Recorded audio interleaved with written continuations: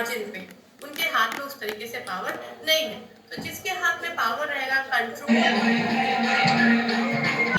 का सभी social institutions पे कंट्रोल है, उस सोशल इंस्टीट्यूशन में आपका एजुकेशन भी आता है। एजुकेशन भी एक टूल की तरह काम करता है उस पैट्रियार्की को मजबूत करने का, या जो स्टेटस क्वो है या यथास्थिति जो बनी हुई है उसको बनाए रखने का। तो हम आज यही समझें कि एजुकेशन कैसे एक टूल की तरह इस्तेमाल होता है पैट्रियार्की के हाथों में, और कैसे हम एजुकेशन के माध्यम से ही उस पैट्रियार्की को अंडू कर सकते हैं या इक्वालिटी ला सकते हैं। ठीक है, तो जब हम शिक्षा की बात करते हैं तो हमारी शुरुआत होती है शिक्षा के उद्देश्यों से। ये आपको स्क्रीन पर दिख रहा होगा। तो हम शिक्षा के उद्देश्यों की बात करेंगे, हम पॉलिसी की बात करेंगे, करिकुलम और टेक्स्ट बुक की बात करेंगे, स्कूल और क्लासरूम प्रोसेस की बात करेंगे, इंफ्रास्ट्रक्चर और रिसोर्सेज की बात करेंगे। तो हमारा जो पहला फोकस होगा पूरा का पूरा प्रॉब्लम्स के ऊपर। हम पहले प्रॉब्लम्स आइडेंटिफाई करना सीख जाएंगे तो सलूशन भी हमें आराम से दिखने लगे, हम सॉल्यूशन भी लेके आ पाएंगे। तो जो बहुत ज़्यादा दिक्कत होती है कि हम पहले प्रॉब्लम्स ही नहीं पहचान पाते हैं, तो आज हम उसी की बात करेंगे कि हमारे जो शिक्षा के उद्देश्य, हर देश का एक उद्देश्य होता है, हर राष्ट्र एक उद्देश्य लेके चलता है, और जो उसकी शिक्षा है वो उन उद्देश्यों की पूर्ति का साधन है।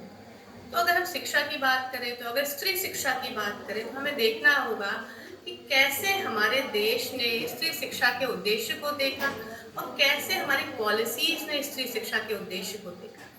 तो इसको अगर हम देखेंगे तो हमें, जब हम पॉलिसीज का अध्ययन करेंगे और पॉलिसीज की जो भाषा है तो उसका अगर अध्ययन करेंगे तो हमें दिखाई देगा कि जो जितनी भी पॉलिसीज हैं, अधिकांश पॉलिसीज इन शिक्षा का महिलाओं के लिए इंस्ट्रूमेंटलिस्ट गोल लेके चलती है। क्या कि महिलाओं के लिए शिक्षा इसलिए जरूरी है कि जिससे वो गुड मदर्स हो पाए, गुड वाइफ्स हो पाए, अच्छी होम मेकर्स हो पाए, या ह्यूमन रिसोर्स बन जाए जिससे कि देश का विकास कर पाए, फर्टिलिटी रेट कम किया जा सके, या अपने परिवार को अर्निंग के थ्रू सपोर्ट कर पाए, या बच्चों की कैरेक्टर बिल्डिंग कर। किसी भी पॉलिसी में विमेन की एजेंसी की बात नहीं हुई है, या जहां बात भी हुई है वहां एक्शन नहीं लिया गया।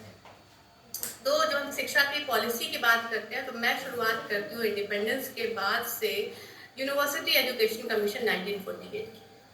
अगर आप उस पॉलिसी को पढ़ेंगे तो पॉलिसी की भाषा पे हमें देखना पड़ेगा कि भाषा क्या है, वो किस तरह के उद्देश्यों की बात करती है। तो इसको मैं, स्क्रीन दिख रही है ना, ये अगर आप देखें, मैंने इसको जो डबल इन्वर्टेड कॉमा के अंदर है, मैंने पॉलिसी की में जो लिखा गया है मैंने सीधे सीधे उसको उठा लिया है, कोट किया हुआ है। इसमें लिखा है कि यूनिवर्सिटी एजुकेशन कमीशन जो राधा कृष्ण आयोग है उसमें क्या लिखा हुआ है उसकी रिपोर्ट में, in every country no matter how far the liberation of women has gone, husbands and wives commonly play different parts. In general, the man provides the income and the woman maintains the home. For many women who crave to achieve standards of excellence, the home provides an excellent setting. मतलब, और इसी जब आप इसी document को पूरा पढ़ते हो तो आगे ये कहते हैं कि हमें महिलाओं को सिर्फ शिक्षित करने की जरूरत है जिससे कि वो अपने घर का ख्याल रख पाए, जिससे वो अपनी फर्निशिंग जो है चादर, पर्दे, तकिए, इन सारी चीज़ों को व्यवस्थित रख पाए अपनी एस्थेटिक स्किल से, जो जिससे कि फैमिली और जो गेस्ट है वो satisfy. The greatest profession of women is and probably will continue to be that of homemaker. ये राधा कृष्णन जो आयोग था उसकी रिपोर्ट की भाषा है जो महिला शिक्षा के क्या उद्देश्य होने चाहिए उसके ऊपर एक प्रकाश डालती है। अब आगे बढ़े तो सेकेंडरी एजुकेशन कमीशन, उसके बाद माध्यमिक शिक्षा आयोग आया, डॉक्टर लक्ष्मण स्वामी मुदालियर उसके अध्यक्ष थे। और जब आप उस पूरी रिपोर्ट को पढ़ते हैं तो उस रिपोर्ट में आपको स्त्री शिक्षा या विमेन एजुकेशन के ऊपर कोई एक सेपरेट सेक्शन देखने को नहीं मिलता।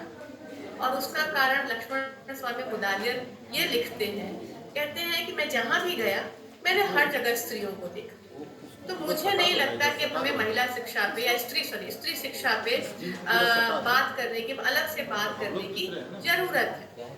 तो एक डेटा इग्नोरेंस देखने को मिलता है लक्ष्मण स्वामी मुदालियर की रिपोर्ट में।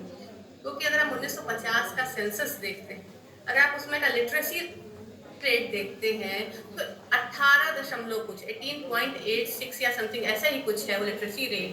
और अगर आप मेल और फीमेल लिटरेसी का जब रेशियो देखते हैं तो 27% के आसपास जो है लिटरेसी है मेल में, और 8 पॉइंट समथिंग परसेंट के आसपास जो लिटरेसी है वो वुमेन में है, यानी कि 3 गुना का अंतर है।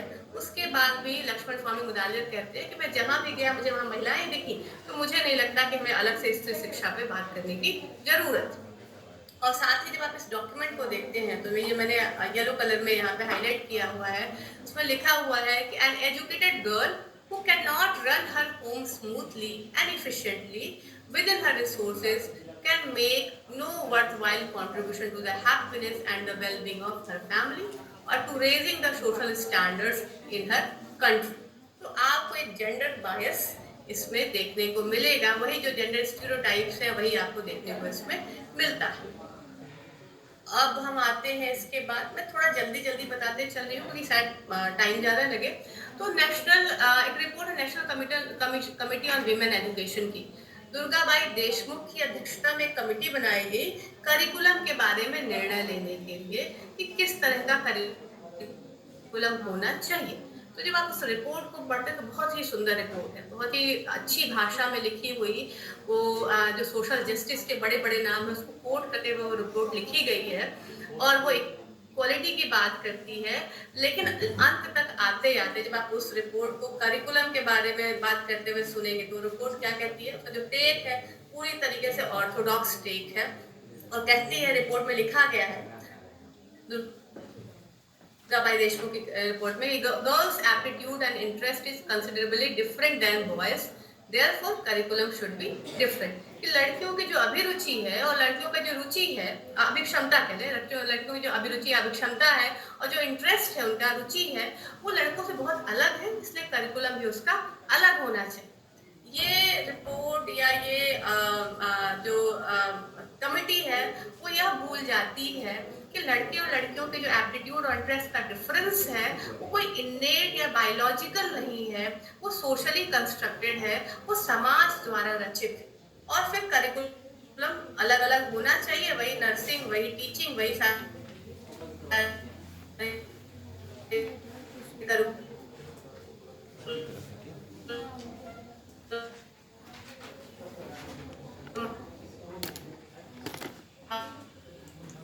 अब महिलाओं के लिए बात करते हैं और पुरुषों के लिए अलग क्षेत्र की बात करते हैं। और रिपोर्ट है हंसा मेहता की एटीट्यूड और interest in girls in comparison to boys, it is all the result of gender socialisation, therefore there is no need for a differential curriculum. तो हंसा मेहता इस चीज को हाईलाइट करती है कि नहीं, लड़के और लड़कियों में जो आपको इंटरेस्ट और उनके एप्टीट्यूड का डिफरेंस दिखता है वो इन्नेट नहीं है, वो क्या है, सोशलाइजेशन का परिणाम है, सोशलाइजेशन का रिजल्ट है। तो इसलिए करिकुलम हमारा अलग नहीं होना चाहिए। और ये रिपोर्ट जब आप पूरी पढ़े तो ये भी बहुत सुंदर रिपोर्ट, अच्छे तरीके से लिखी गई रिपोर्ट है, आपको इसको जरूर पढ़ना चाहिए। पुरानी रिपोर्ट एनईपी के को अगर हम सच में समझना चाहते हैं तो हमें पुरानी रिपोर्ट्स को भी ठीक से पढ़ना पड़ेगा। तो ये हंसा मेहता कमेटी की रिपोर्ट हो गई। इसके बाद फिर आपका कोठारी कमीशन की बात आती है, कोठारी कमीशन 1964-66। और इसमें भी अगर आप इस रिपोर्ट को बहुत ध्यान से पढ़ेंगे तो अच्छी रिपोर्ट है, काफी अच्छी रिपोर्ट है, नेशनल डेवलपमेंट की बात करती है। और रिपोर्ट लेकिन कहीं ये मेंशन करती है कि अब हमें महिलाओं को भी नेशनल डेवलपमेंट में लगाने की जरूरत है। और ये कहते हुए ये रिपोर्ट ये भूल जाती कि महिलाएं ऑलरेडी नेशनल डेवलपमेंट में लगी हुई है थ्रू देयर अनपेड लेबर। कि घर में वो जो बच्चों परवरिश कर रही है, घर में प्रोडक्शन रिप्रोडक्शन का सारा काम कर रही है, अनपेड वर्क कर रही है, 5 घंटे 6 घंटे, वो भी कहीं कहीं हमारी जीडीपी अभी बिल्कुल नेशनल डेवलपमेंट से अलग बैठी है, उनको भी नेशनल डेवलपमेंट में लेके आने की जरूरत है। तो एक जेंडर बायस हमें इसमें देखने को मिलता है। आगे बढ़े तो आपका एनपीई न्यू एजुकेशन पॉलिसी आता है 1986, नई शिक्षा नीति। और नई शिक्षा नीति में हमें एक पैराडाइम शिफ्ट देखने को मिलता है।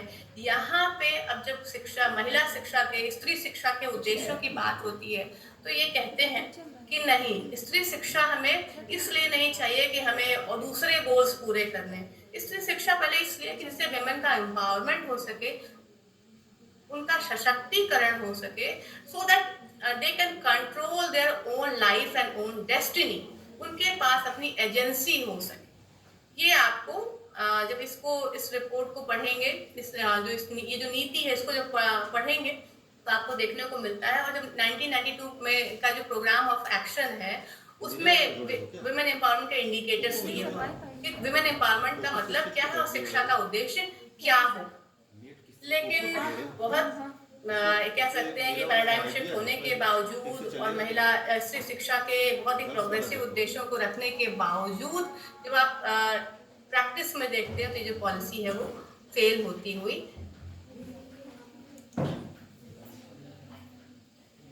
जो women empowerment self help group तक ही सीमित होकर रह जाता है। तो ये आपको देखने को मिलता है 1986 की पॉलिसी में। अब हमारे पास उसके 36 साल बाद, 36 साल हुए, कितने साल हुए, नहीं 34 साल बाद हमें NEP 2020 आती है, नई राष्ट्रीय शिक्षा नीति आती है। अब हम ये देखें कि राष्ट्रीय शिक्षा नीति स्त्री शिक्षा को किस तरीके से देखती है। ये तो रेड कलर में है, क्या क्लियर दिख रहा है क्या? क्योंकि मैं कलर चेंज करना भूल गई। जब आप इस पैराग्राफ को ध्यान से पढ़ते हैं, इनहेरेंट ऑब्स्टेकल्स पढ़ने में आ रहा है या मैं कलर चेंज कर दूं उसका? एक मिनट, मैं कलर चेंज कर देती हूँ, वो बेहतर होगा।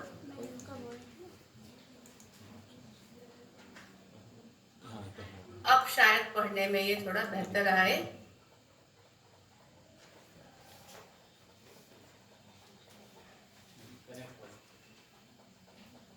20 को पढ़ते हैं, उसकी भाषा देखते हैं, तो यहाँ पे ये लिखा हुआ है पैराग्राफ नंबर 11 में मार्जिनलाइज्ड और डिसएडवांटेज सेक्शन के लोगों के एजुकेशन के बारे में